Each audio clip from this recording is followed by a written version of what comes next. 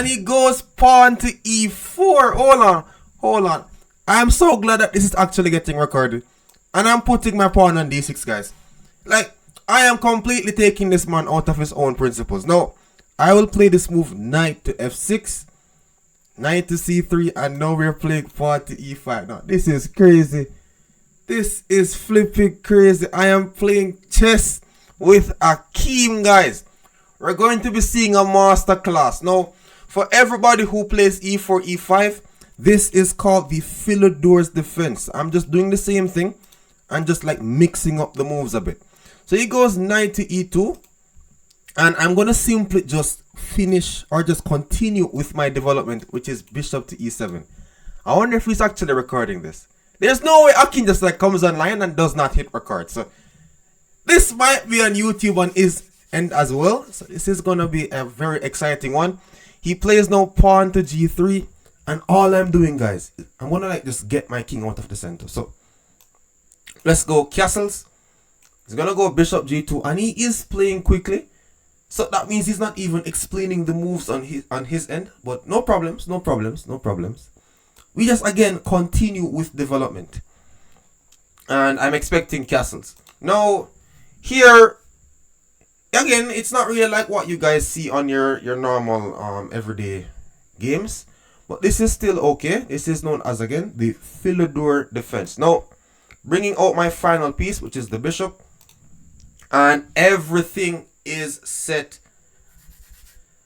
I'm going to be beating this man out of his misery. Like, he should have never came online tonight. Like, what is this? What is this? Guys, I was about to go and sleep. But then I was like, you know what? Why not play some chess? And boom, Akeem comes on the board for a funeral. Bishop back to h5. I'm just, again, keeping the bishop pointing in my opponent's half. Also, I was making a huge threat just now of taking this pawn on d4. Pin pieces don't protect, guys. So he goes f3. And I have just helped him box out this poor bishop on g2. And yeah, we're just gonna like see and wait for what this guy is actually going to do.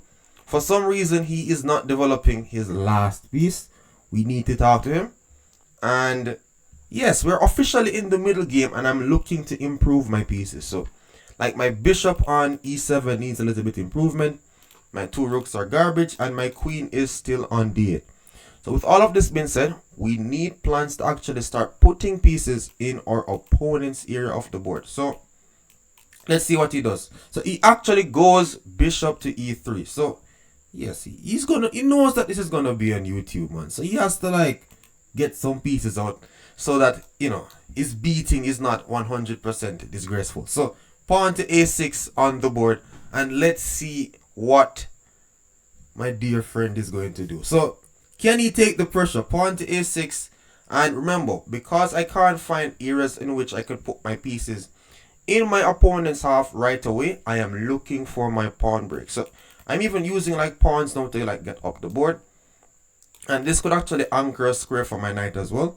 So I have just played this move, pawn to b5. Now, he is indeed playing principal chess. We have like his rooks connected. His queen now perfectly sitting on d2, waiting to find a plan. His bishop on g2 is absolutely miserable though. So he goes now pawn to d5, and he tries to get some space. Now in chess, let us see who again are my fans. Do we A, go back, or go forward? Alright, this is aiming at the c4 square. I'm expecting him to just like blitz pawn to b3 to just stop pieces from getting into his half. This is again how we play chess. And now I'm going to reroute the knight to c5. So I could also play c5 myself, but just to keep it simple for you guys, I'm going to play my knight to b7 to reroute it to c4. I want my pieces attacking squares in my opponent's camp. So that's all I'm doing right now. I need to also fix my bishop on e7. So I'm going to be looking for some serious pawn breaks. I mean, he does g4. I am thinking if I could sacrifice, but it's not really going anywhere. So I'm going to like just bring my bishop back. And then he puts his knight on g3. So far, so good. Now I'm gonna be bringing my piece back a bit to d7. Again, just looking at the c5 square. It's very hard for me to get like my pawn breaks. So I am going to move my pieces in such a manner that this will be forced. Now, the bishop, the plan for the bishop, guys. Let's see who can actually help me find one. I want to get this bishop to this area of the board, but I'm unable to do so. So what I'm going to be doing instead is simply removing this piece off the board. So I'm going to be putting it on g5 instead. Now b4 here is a huge mistake, and I know you guys know about the drawback principle. And what is the drawback principle in chess? He goes now a4, but it's basically like it was defending the c4 square, and I could easily get like my bishop back there, no, my knight back there with like knight to b6 and knight to c4. Now yes, I saw a4, and this is where the pawn sacrifices are going to come in handy, guys. I hope you guys are taking notes, you know. I really hope you guys are taking notes. Now look at this. Look at this. I am going to take on a4, and then I'm going to start to get like my bishop to g5. So, bro, I am so excited. I don't even know why. But this one is going to die, guys. Like, if he goes rook takes, then I have like knight to b6 and knight c4. So, let me just put that in slow motion for you guys. Yeah, if rook takes, I'm going to put my knight on b6, hitting the rook. And then place my knight on the c4 square, forking that queen and that bishop. So he goes knight to a4 instead. And this still does not stop my idea of putting my bishop on g5. What's basically happening is, like, when you're trading in chess, you want like your passive pieces to be swapped off again, like your opponent's active pieces. Plus, I'll be getting some dark squares in the process. So let's just play it. So let's go here, bishop to g5, and I could pre-move, but at the same time, let's just keep it simple. He goes c4, trying to actually get the pawns down the board. And I could just play knight b6. I could also just simply take. I'm going to go knight b6 just to... because the bishop isn't really going anywhere, so it's not like a huge rush. Let's go here. And this is threatening knight takes c4. So he has to be extremely careful. Extremely careful, guys. Now I need to fix my bishop on g6. So I could look to push my pawn to f6 and slide this bishop back. But you want, again, every piece to be active in the game. Now for my rooks, I'm still looking at putting my pawns up the board for like the pawn breaks. You know, brings the rook to simply defend. Bro, this man is playing the chess of his career right now. When did Akeem become so strong? I'm joking, bro. So he plays rook to c1. I'm looking at a5 again. This is for my pawn breaks, guys. If you don't know how to improve like the pieces in chess, utilize your pawn breaks and this will help. So if here, I'm looking at what happens if he plays b5, because that looks like a really good move. And I could just take it, right? So let's go here. Take. So I'm gonna go pawn to a5. I'm trying to create a square for my knight on c5. Now, if this is too complex, I will still try to make a review after to even explain my thoughts deeper if you guys want. Now, a5, I'm trying to activate my rook. Now, remember, my bishop was sitting on e7 doing nothing. Made it point into my opponent's half. My knights were a little bit rubbish. I played my knight, trying to make it point into his half. The bishop here currently is biting on dirt, so we're gonna have to fix that shortly. Alright, let's just recapture. This is like simply put, like there's no hard work there. And he could be looking to get like his knight back or something, but nonetheless, I think this position is like completely okay. And we're playing against this bishop as we were talking about earlier on in this game, where this bishop is literally just boxed out. So he goes pawn to c5. I don't really like that move, but we'll just continue. Stake. And I'm expecting rook takes. I'm going to take here now. And I'm expecting him to just like simply chop this. And let's take. Then I'm expecting him to take. I could even like take on d6 first. But I think this position is absolutely fantastic for the black pieces. I have a pass pawn on b4 if he's not careful. And this could actually get ugly if Akeem is really misplaying this position. Now, with Akeem, the white pieces, he kind of went for a super solid line, so I was unable to beat him in the manner I normally do to my again, persons who come online. But this is still indeed a solid game, and you guys can pick and learn things from this. So, I'm not going to be putting my knight on c5. Could also give a check just to ensure that his king stays in the corner. Remember that in the endgame, king activity is super important. So I'm going to be putting his king away from the whole idea of the game. So yeah, I'm just forcing his king to step away from the action, guys. So in the future, it doesn't really get a chance to get super active. Could also look for a counter attack, but this is not one that I want to play now because of rook here. So now knight to c5 looks completely okay. If he plays any knight moves forward, I will immediately take it with my bishop. And I'm going to be playing again the good knight versus bad bishop scenario. Now, how do we know when a bishop is bad in chess? When it is on the same color square as it spawns, and even currently, just the fact that it's unable to get out of the pawn chain. He could actually try to get this bishop to c6 as a plan. Now, we know what we do with our pieces in chess, guys. Like anything that is not doing work, we what? We give it work, guys. So my rook on f8 on move 125 will finally get life. But he's playing, you know, I can commend him. He's playing a little bit strong for him. Well, I can't even know what I'm about to say, but like here he's actually doing a little bit decent for my impression or whatever. But yes, I will actually take this out. So rook. Oh my god, he's taking notes. He actually moved the bishop back to f1. Alright, so yeah, he is indeed playing decent enough chess. Bishop to f1 is indeed a clean, clear move. Drawback, the e4 pawn. I can't sacrifice, I can't do anything much. So I'm going to just get my king to safety, like any other person in chess would do. And I'm gonna start getting my pieces down the board though. Like I am done playing preparatory moves, guys. I will attack this person. Now, queen to a2 or queen to a3. How did I not spot this move before? Queen to a3 could actually be the move I need in this position to actually keep everything aggressive. Queen to a3. Could be crushing this man.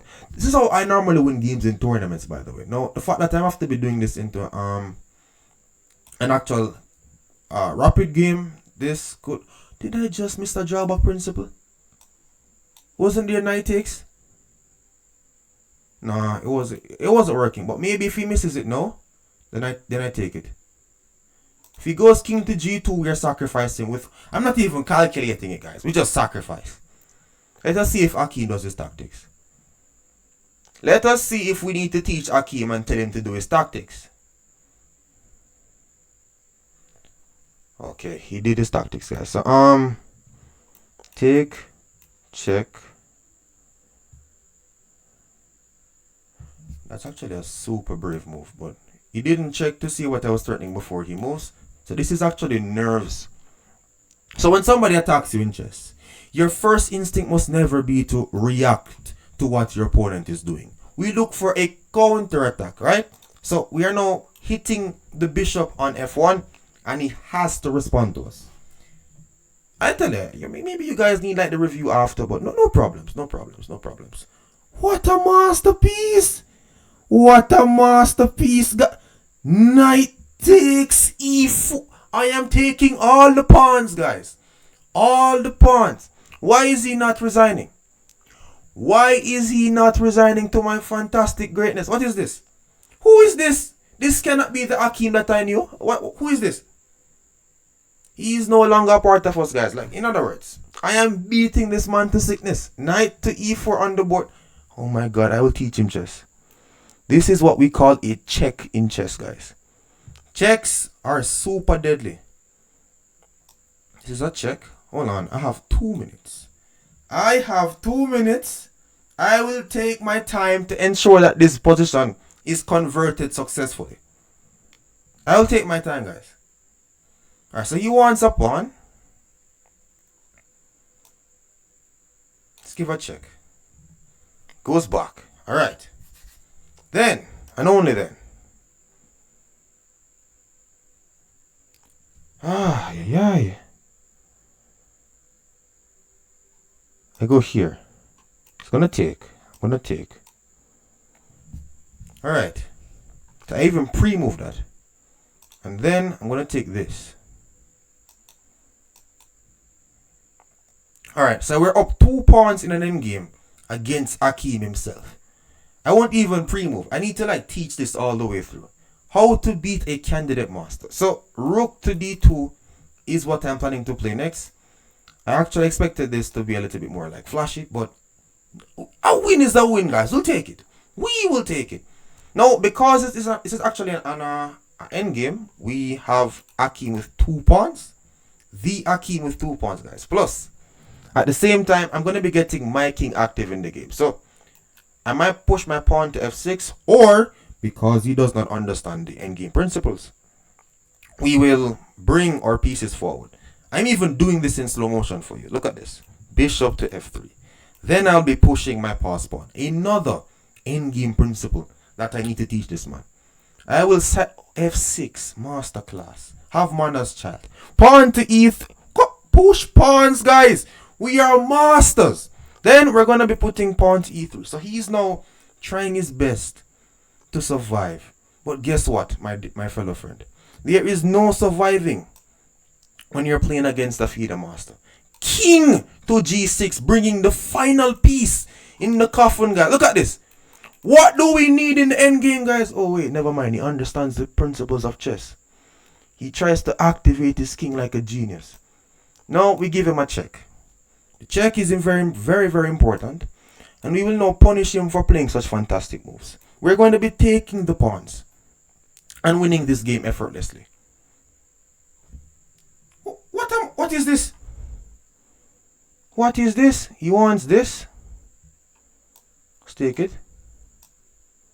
We have 47 seconds, but again, that is too much time for this position. We are now threatening a discovered check if his bishop moves off. Just move the bishop somewhere. Be a little bit paranoid. Move the bishop somewhere, and then I will give him this discovered check. Whenever 2 pieces are on the same color. Hold on. Let us maneuver like a. We need to maneuver like a real professional, guys. King. Give him the pawn. Give him the pawn. Alright? King. King resigns. That's it. Or push pawn rook here resigns. Resigns, guys. That is not even a draw offer. It is resigns. Pawn to e3. Woo! Teach him chess. Boom! Have manners, man. Have manners. He has one last. It's done. It is done. 30 seconds. Too much time. Too much time. Too many pawns. Come on, man. King activation, guys. Come. Should we teach him chess? Should we teach him chess? Look, this is a check. Not from the bank. Not from the bank, guys. Hold on. We have 20 seconds. We will ensure that this is extremely painful. Here. Bishop. I'm even going to be staying next. I'm going to actually stay silent for a while. Hold on. Hold on. The beating is in full effect, guys. We have 14 seconds. We have 14 seconds. I missed push. I should have pushed. But it doesn't matter. It doesn't matter. Let's push. Let us push. We have 10 seconds against Akeem. We have 10 seconds against Akeem. But I know how to checkmate with 2 queens, man. Come. Do not. No stalemate. No stalemate, my friend. And that is actually checkmate, guys. He even wants a rematch. We'll even take it. Oh, he declined the rematch. He's afraid to get kicked out of his misery. But hold on. I am going to be posting this. Don't worry. Don't worry. This defeat that this man has actually just gotten will be relived on my YouTube channel. So thanks again for watching and subscribe for more videos like this.